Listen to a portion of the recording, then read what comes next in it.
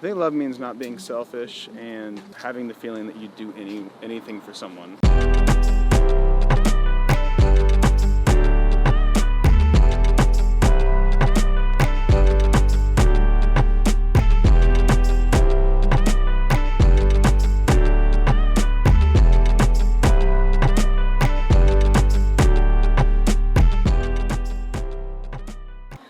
This is Lauren Engel. Today I'm here with Spencer Sutherland. Hey, what's up? So you're born in Pickerington, is that how you say it?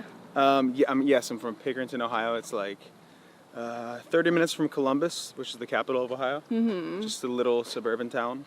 And are your parents originally from there as well? Yes.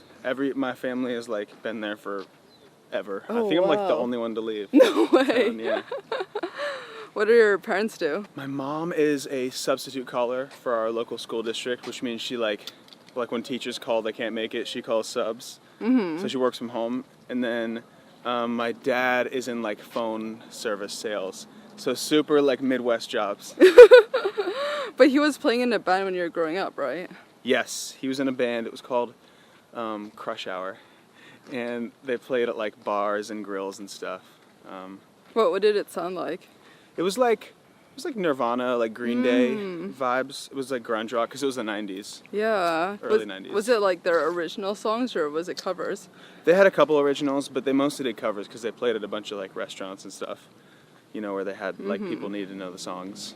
Did your dad want it to be his like main career, like music early on, or it was always just a hobby for him? I think it was more of a hobby, but he did love it, and I think that, you know, it's the best of both worlds because he gets to like have family and stuff, and then he also gets to like come to all of my shows, and yeah, the fans know him now too, so they'll like take pictures with him and stuff.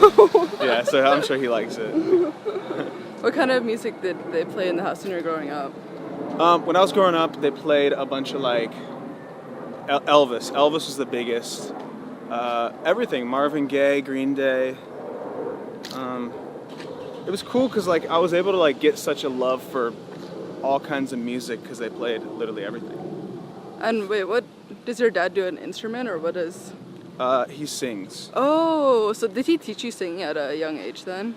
Not really. I think he just like played a bunch of music, and then I just always sang. I just always knew that's what I wanted to do.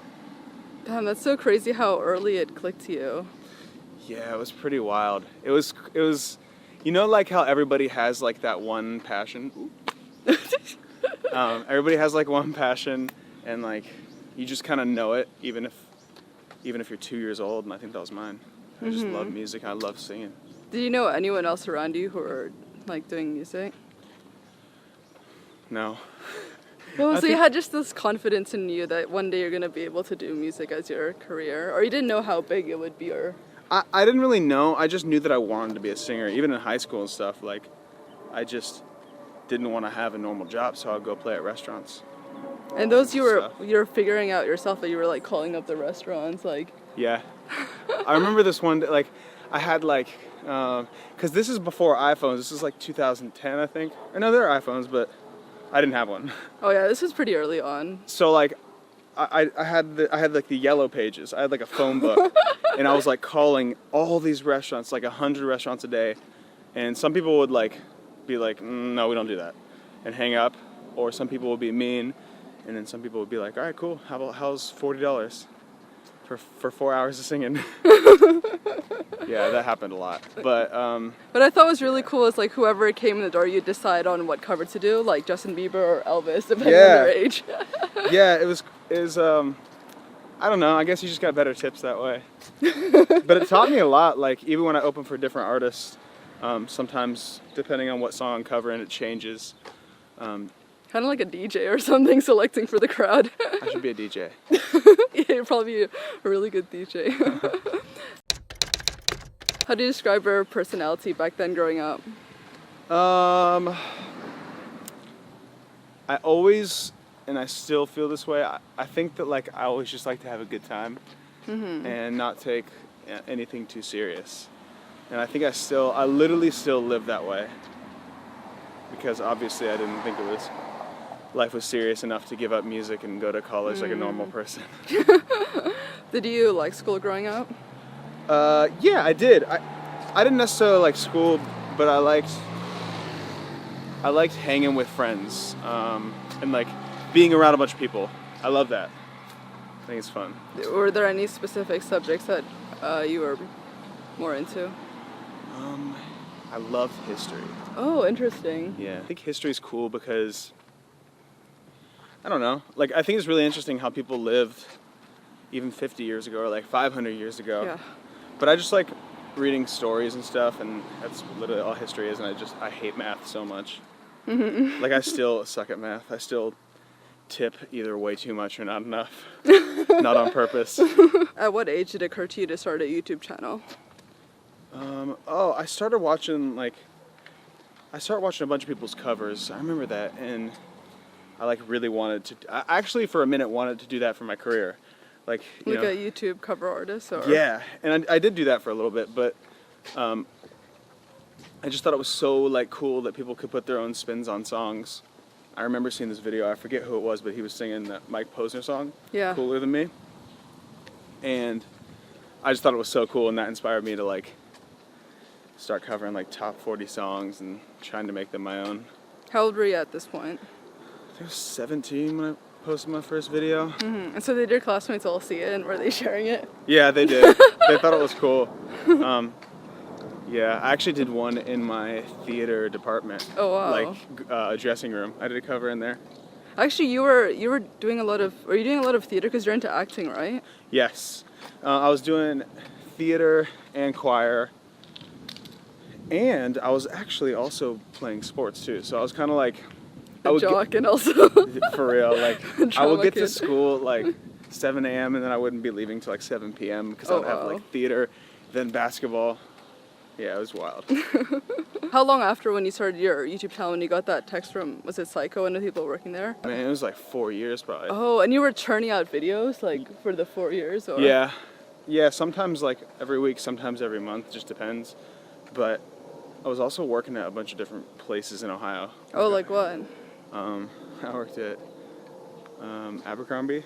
Mm-hmm. I worked at a retirement home. I worked at a restaurant. I worked at a baseball field. I worked at like all these different places, and I got fired all the time because I would have to like, I would not show up to work because I would get, you know, a chance to come to LA and sing for somebody. So I would be like, hey guys, I have to go to LA. And they'd be like, well, if you come back, you're going to be fired. And I was like, sorry, I don't know what to tell you.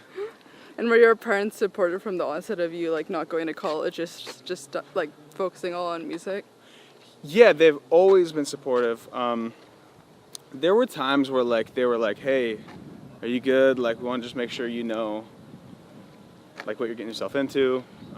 Because they're from Ohio, and they basically like don't know that life. So they were like cautious but always supportive. Mm-hmm. Yeah, they've always been into the idea. Just because they're like, they want their kids to do what they love. How did you make your first connections? Like, because in Ohio, you didn't really have like actual music industry connections, right? Exactly. Basically, I got in touch with someone over YouTube. I would just like message like a bunch of people, and someone responded and gave me an opportunity to play a show in Ohio for like 10,000 people. Whoa, that's huge. It was really wild. Going from playing like Greek restaurants to 10,000 people. Yeah, and the restaurants were like 10 people. So it was only one song. They didn't announce my name or anything. They just let me sing one song, and it was crazy. And from that moment on, I was like, yeah, I don't ever want to go to college or anything. Did you have like extra performance practice for the 10,000? I mean, that's such a big gap. Yes, I was practicing a lot. Mm-hmm. I was like working. I think I was working at Abercrombie and Fitch at the time, and then I would work and come home and practice for like 4 or 5 hours, and then go to bed and do the same thing over for like a week straight. Wow. But it was really cool. And then did people find you from the festival, or what was the next? Yeah, a couple. Like I got my like first like 20 fans, and then I started playing shows in Ohio for like 20 people. Like I just started going around and playing these tiny shows everywhere. But I didn't care. Like I remember there was one show there's 3 people at. But I didn't really care. Like I just thought it was cool that there were people that I could go sing for. that liked me. And then I did that for a few years, and then I was lucky enough to start putting out some like really real music to me. Like originals? Original music, yeah. What was the decision that you wanted to just do originals from now on? Back then? Well, I put a couple like pop originals out, and they didn't really connect with people. This is maybe like 3 years ago. And then I really like took 6 months away from performing and went and wrote like 100 songs. I really wanted to find out who I was as a person and an artist, and then I came back, and then last summer I started releasing songs and people started responding to them. Oh, so this is after X Factor, right? Oh yeah. Yeah. Yeah, X Factor's in there somewhere. I did X Factor, and it was great because it taught me who I am as a person. Because they would tell me like, hey, pick a song that describes you as a person and an artist, and I had trouble doing that, so I was like, maybe I don't know. So it taught me like how to dig deep and figure that out, and then I took some time out, music, wrote songs, released some music, people started connecting. It was really dope. So how did you meet your manager? I love how you like shout her out in pretty much all your interviews. Yeah, well, she took a chance on me super early and put me on that big show, and it's really cool, and she's still my manager. And Wait, so how did you actually connect with her? Oh, I messaged this band that she used to help out. They were like gaining some traction in Ohio. And I was like, oh, these people are famous. Like, I'm gonna message them, see if they want to do a video together. And she responded, and she saw some videos and was like, hey, your stuff's really cool. Would you like to play the show? You had to like, did you have to audition for her or something? Yeah, I did. I had to like sing some songs, and I sang like 30 different songs. It was crazy. All these different songs. She's like, how the hell do you know all these songs? I was like, well, Wednesday night I play at the Greek Star, Thursday night I play at Pizzeria Uno, Friday night I play at La Fagata, Saturday I play at Wings Ago. Those are all legit places I play. How did you realize it was the right fit? Like super early on, because I feel like when you're younger or something, your parents are like more cautious about who you meet in the music industry. Totally. I mean, there were a couple of people before her that were like a little bit shady, just like, the usual people that you get sometimes. And it was just a gut feeling, honestly, about those people. Like, they would almost like give me deals where they would try to take a lot of money. And I was like, I don't make any money anyway, so what are you doing? And yeah, it was just a good fit, and someone who like really cared about me and still does. I love, so she was with you in the transition between like doing all the covers and your original music. Because when she found you, were you just doing covers? Like, did you show her some of the lyrics that you're writing? I did. My first few songs that I wrote were not very good, but she didn't manage me for the first couple of years I knew her, actually. She she was someone who just like kind of helped me out. A mentor. Literally, I talked to her maybe once a month, and then I asked her to manage me about 3 years ago. And she's like, 100%. Yeah. I already do it anyway. And do you think that a lot of the fans that you found from the TV show crossed over into listening to your original music, or do you think you were kind of starting from scratch in the US? I would say probably more starting from scratch. There's definitely a few fans that have stuck with me from the show, but I think like even from, it's crazy because I was looking at my photos, this week was the first time I went and auditioned 2 years ago. That's great. Oh my god, wait, that's so fast. Yeah. I'm like getting goosebumps. The exact, like last night was the day that I took the flight. What? Yeah, it's weird because I was a different person back then. I was a whole different person, a whole different artist. So it's like interesting to see people that don't necessarily fall off, but like, aren't as fanatical as they were when I was on the show. But that's what happens on the show sometimes. You get like a lot of hype and then it kind of dies down. But I knew that going in, and I just wanted it for the experience. Yeah. Yeah. And I guess you pretty much found your sound so easily after like you wrote those 100 songs. I feel like you already have your like style of music, which some people take years to figure out. Totally. Yeah. Totally. That was from doing like 150 songs. And just like finding the stuff that stuck and the kind of like production I liked, and just being real with myself was the ultimate key. That was literally the ultimate key. Just like, don't be scared to talk about stuff, certain stuff that people don't usually talk about. And how do you think your music got there and got out there initially to like the U.S. fan base? Well, I started touring a lot last fall. I've been on 4 tours. In like less the than a year. Ariana. Yeah. How did those openings come about? I just honestly like reached out to. I went on tour with this band In Real Life, who's a boy band. Yeah. And I went on tour with Jack and Jack, and I went on my own 4-show headline tour in February, and I'm about to go on my first ever headline tour. Nice. But I reached out to the bands and the artists. Oh wow. And literally just like DM'd them on Instagram. What? And my best, I know it's crazy. My best friend who writes all the music with me, Sam Fisher, I also reached out to him on Instagram because I thought his stuff was so cool. Oh. And that's how I like connect with people the most, is I literally hit them on Instagram. When did you sign with BMG? Signed with BMG in November. Oh, so you're already putting out stuff before that and touring? Yeah. Oh yeah.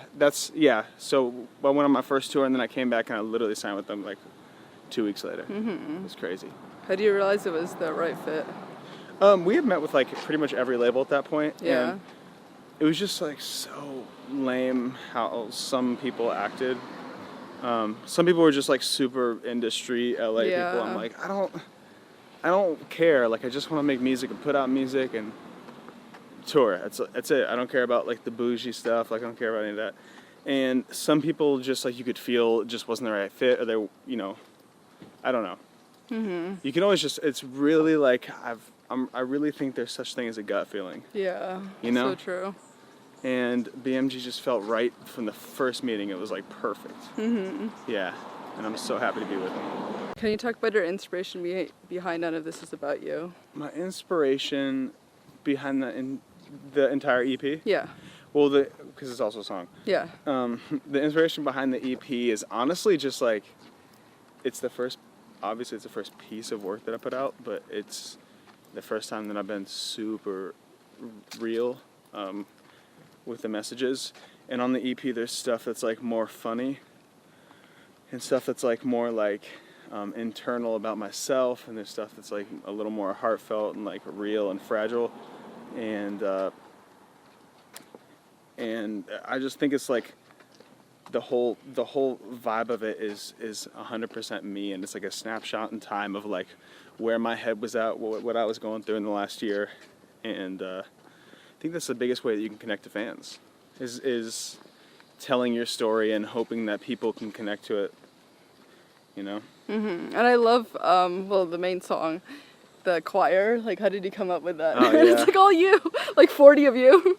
Well, I love like choirs and gospel music. Same. It sounds so good. It's so sick, and I love like putting it almost in songs that like don't belong, especially like there's a song Wallpaper that is on the EP that the choir definitely doesn't belong in there because it's like, but I think it like works really well. That choir is actually me and my friend Sam just singing literally like 40 to 50 times, like over and over and over and over. It's pretty crazy. And what are your inspirations for your music videos? I feel like there's always like a storyline and like kind of a funny twist to them. Yeah. Well, I'm a huge fan of like, it's really cool because being with the label that I am, BMG, they let me like, concept the entire video. So awesome. And it's so great, and it's like I love to do it, and I think I'm sort of good at it, so it's like cool that I can do that and not be told what to do. But yeah, the videos, I'm a huge fan of movies and like classic I was cinema. gonna ask you like what are your favorite films or directors? My 2 favorites are Wes Anderson and actually Tarantino. I was waiting for you to say Wes Anderson. I just felt it in your videos. Yeah. Him and Quentin Tarantino are like, I just think the stuff is just crazy. I could literally put the movie on mute and just watch it, Yeah. It's that good. So I'm a big fan of that, and I like to implement some of that in. And obviously like the comedy. I just think it's cool to have a music video with comedy in it. How do you say your music has changed compared to the early songs you wrote? I think my music's changed just because I'm like being authentic instead of just writing a pop song that... Yeah, you were like you said you were turning into a robot, right? Like writing all these pop songs. Yeah, it was just like, I don't know. It was like, I heard a song on the radio, and then I tried to write a song like that. Mm-hmm. And then I put a couple of those out, and I realized that, like, you know, people weren't really connecting to them because they had heard it already. And as a new artist, like, you know, there's a Charlie Puth. You don't need 4 of them. There's a Justin Bieber. You don't need 6 of them. You know what I mean? Like, you don't need another one. So, you know, business-wise, that's where my head was at. But then I was like, wait, I really, like, love making music, and I really love connecting to people. And the first real one that I made, when I, like, connected with someone, I was like, yo, this is so special. Yeah. This is something crazy, yeah. So crazy. How do you say you've grown as a person compared to when you were younger? Well, I think, like, I've grown because, like, you know, I've been through more life now. Like, I've gone through a lot more things. But I've also gone through a few not great things, and I think those, like, the bad things are what, like, stretches you and grows you the most. But other than that, I just think my parents raised me super well. I love that. And I think I have, like, you know, these morals that I'll never lose. Like, I just think you should be kind to everyone and love everyone, and it's just the biggest thing my mom always says, just like, it's fine, just relax. It doesn't matter. And I think it's a cool, like, funny thing to say, nothing matters because everybody dies. Yeah, that's what I think about all the time. Like, I'm just gonna die anyway. Like, it's stop like, beating myself up about it. That's what I'm saying. And it's, like, crazy. It's, like, scary, but it's also very, like, comforting. It's very comforting to know. It's just like, hey, nothing matters. Just have a good time. Do what you love. Like, you obviously have to, like, work and make money and do this and do that to enjoy life, but just relax. It's not that serious. Nobody's making it out alive. That actually leads into my next 2 questions. What would you say have been the biggest challenges in your life so far? Biggest challenges in my life so far. The biggest one for sure is finding out who I am. Definitely that. That took like 5 years to legit do. Finding out who I am as a person and an artist. I also used to be super overweight. Really? Yeah, I used to be like almost 100 pounds heavier than I am now. No, wait, how old were you, like, during this time? I lost the weight when I was like 17.